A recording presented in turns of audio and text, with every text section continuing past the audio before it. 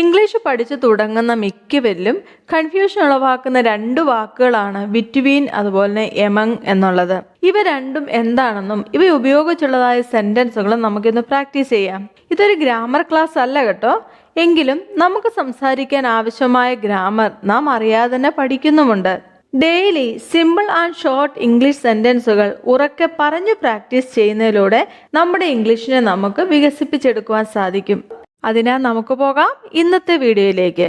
Between and among ഇവയ്ക്ക് രണ്ടിനും ഒരേ അർത്ഥമാണ് വരുന്നത്. ഇടയിൽ എന്നർത്ഥം, ഇടയിൽ എന്നർത്ഥം. ആദ്യം നമുക്ക് ബിറ്റ്വീൻ എന്താണെന്ന് നോക്കാം.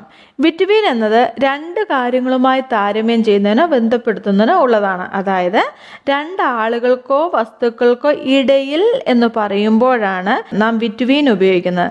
രണ്ടാളുകൾക്കോ വസ്തുക്കൾക്കോ ഇടയിൽ എന്ന് പറയുമ്പോഴാണ് നാം ബിറ്റ്വീൻ ഉപയോഗിക്കുന്നത്. For example, the letter B comes between A and C. എക്കും സിക്കും ഇടയിലാണ് ബി എന്ന അക്ഷരം വരുന്നത്. The letter B comes between A and C. എക്കും സിക്കും ഇടയിലാണ് ബി എന്ന അക്ഷരം വരുന്നത്. The letter B comes between A and C. അടുത്തത്, the programme is between 4 and 5 PM.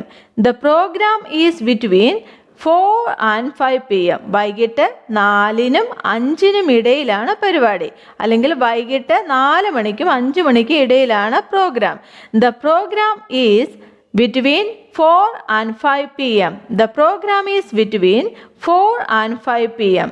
മനസ്സിലായല്ലേ? ഇനി നമുക്ക് എമംഗ് എന്താണെന്ന് നോക്കാം. അതിനുശേഷം നമുക്ക് കുറച്ച് സെന്റൻസുകൾ പ്രാക്ടീസ് ചെയ്യാം.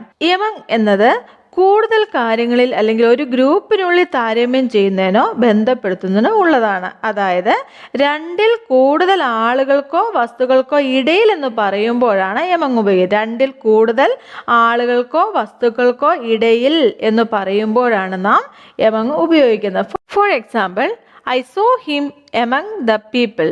ആളുകളുടെ ഇടയിൽ ഞാൻ അവനെ കണ്ടു. I saw him among the people. ആളുകളുടെ ഇടയിൽ ഞാൻ അവനെ കണ്ടു. I saw him among the people. She was happy among friends. She was happy among friends. സുഹൃത്തുക്കളുടെ ഇടയിൽ അവൾ സന്തോഷവതിയായിരുന്നു.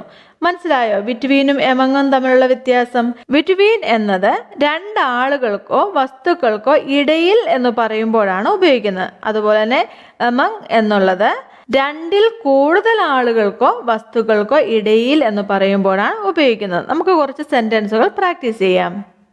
The rainbow appears between the rain and the sunshine. മഴയ്ക്കും സൂര്യപ്രകാശത്തിനും ഇടയിൽ മഴവില്ല് പ്രത്യക്ഷപ്പെടുന്നു. The rainbow appears between the rain and the sunshine. The rainbow appears between the rain and the sunshine. My house is located between the park and the school. My house is located between the park and the school. പാർക്കിനും സ്കൂളിനും ഇടയിലാണ് എൻ്റെ വീട്. My house is located between the park and the school. The best student is chosen from among the class. The best student is chosen from among the class. ക്ലാസ്സിൽ നിന്ന് മികച്ച വിദ്യാർത്ഥിയെ തിരഞ്ഞെടുക്കുന്നു. The best student is chosen from among the class. ക്ലാസ്സിൽ നിന്ന് മികച്ച വിദ്യാർത്ഥിയെ തിരഞ്ഞെടുക്കുന്നു. Among the trees, the oak is the tallest. മരങ്ങൾക്കിടയിൽ ഓക്ക് ഏറ്റവും ഉയരമുള്ളതാണ്. Among the trees, the oak is the tallest. Among the trees, the oak is the tallest. ഈ video എല്ലാവർക്കും പ്രയോജനപ്പെടും എന്ന് വിശ്വസിക്കുന്നു. വീഡിയോ ഇഷ്ടമായാൽ ലൈക്ക് ചെയ്ത് എന്നെ ഒന്ന് സപ്പോർട്ട് ചെയ്തേക്കണേ.